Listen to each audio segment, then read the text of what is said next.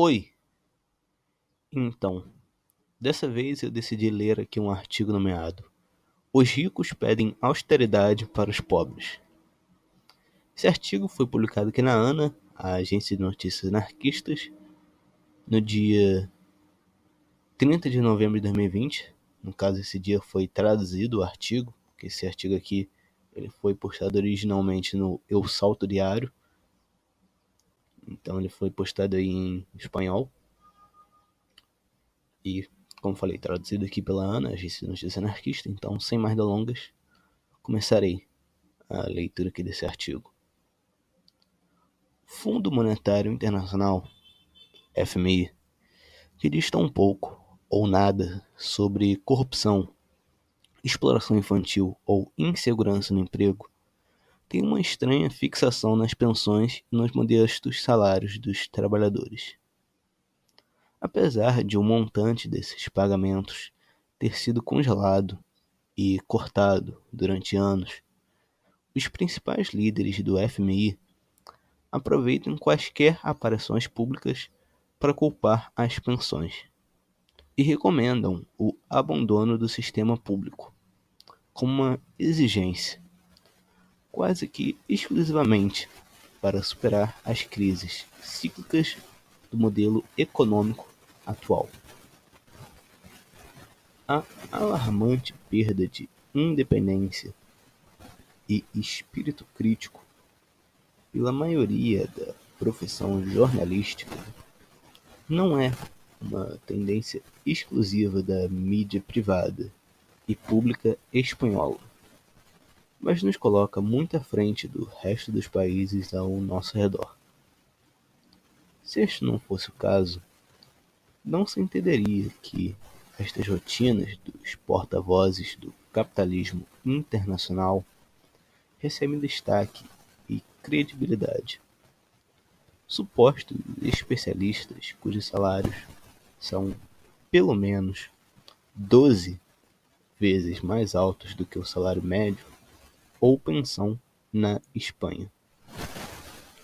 A mesma unanimidade é produzida quando a ordem é para silenciar vozes dissidentes ou ignorar as lutas de organizações e grupos que estão descontentes com o regime. O mais recente desses sermões neoliberais foi entregue pelo chefe da missão do FMI na Espanha, Andrea Schlechter, que alertou o quão perigoso poderia ser o acordo para aumentar em 0,9% as pensões e salários dos funcionários públicos em nosso país. Ao mesmo tempo, ela aproveitou a receptividade das autoridades e da mídia para salientar a necessidade de apoio público às empresas privadas e para reiterar a conveniência de liberalizar o sistema de aposentadoria. Com exceção dos trabalhadores autônomos e das PMEs, não parece que a situação dos empregadores seja tão delicada quanto a de um terço das famílias espanholas, que já estão imersas ou seriamente ameaçadas pela pobreza, pois, ao mesmo tempo em que a senhorita Schlechter nos alertou sobre o risco de aumentar a renda dos trabalhadores ativos ou aposentados, o mercado acionário espanhol estava passando por um aumento semanal de 13,52%, o maior aumento nos últimos 22 anos. Este movimento ascendente no pregão é devido, de acordo com as opiniões expressas nos suplementos de cor sépia, ao anúncio de uma próxima vacina contra a Covid-19 pela empresa farmacêutica Pfizer. não seria justo dar aos líderes internacionais todo o crédito pelas campanhas em favor da moderação nos gastos sociais, pois na casta governante nacional também temos figuras importantes que não se esquivam de falar o que pensam. Antônio Garamendi, o presidente da Confederação Espanhola de Organizações Empresariais, CEOE, cujo salário é superior a 300 mil euros por ano, criticou o aumento de 0,9% nos funcionários públicos e aposentados.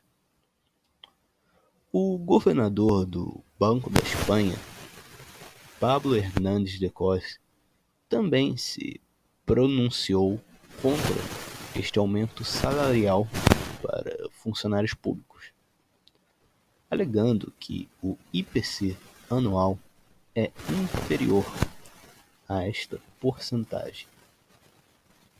Além de não ir ao mercado e ver os preços subirem, Hernández de Cos parece esquecer que os funcionários públicos, como muitos outros trabalhadores, sofreram anos de congelamento e cortes.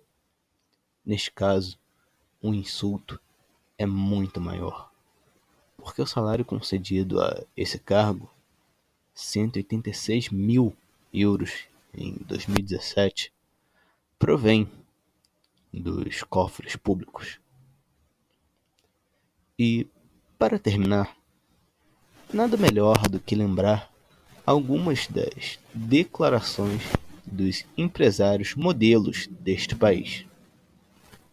Juan Roig, dono de Mercadona, não corta um centavo e nos pede para pensar mais em termos de picareta e pá, e menos sobre a vacina. Ignácio Coirigolzari, presidente da Bankia, também não esconde e diz que temos que nos preocupar tanto com a economia quanto com a saúde. Quanto a Amancio Ortega, número 1 dos mais ricos da Espanha, ele não hesitou. Apesar de sua crescente riqueza em aproveitar o ERTE e a redução de pessoal para modernizar os negócios da Inditex, por sua vez, Ana Botín, presidente do Banco Santander, que agora se orgulha de ser uma feminista, anunciou que está assumindo outros 4 mil empregos e está aplicando 1.000 transferências, a fim de fechar 1/3 de suas agências bancárias.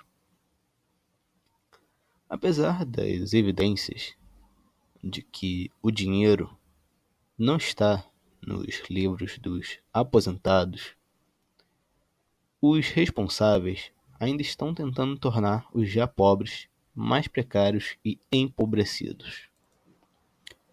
Então foi isso. Esse foi o artigo aqui originalmente em espanhol nomeado Los ricos piden austeridad a los pobres, escrito pelo Antônio Pérez Colado, no dia 15 de novembro de 2020, que para o jornal Eu Salto Diário, como eu bem havia dito anteriormente, esse artigo, no caso, ele foi traduzido ao português já no dia 30 de novembro de 2020 para a agência de notícias anarquistas, a ANA. Aqui no final, a Ana também deixa aqui um poemazinho do Guimarães Rosa. O bamboal se encantava, parecia alheio, uma pessoa. Tipo, nada demais, não tem a ver com o artigo em si, só porque eles sempre colocam poemas no final mesmo dos artigos. Como eu sempre digo no canal, espero que todos tenham gostado em si da leitura desse artigo e até mais.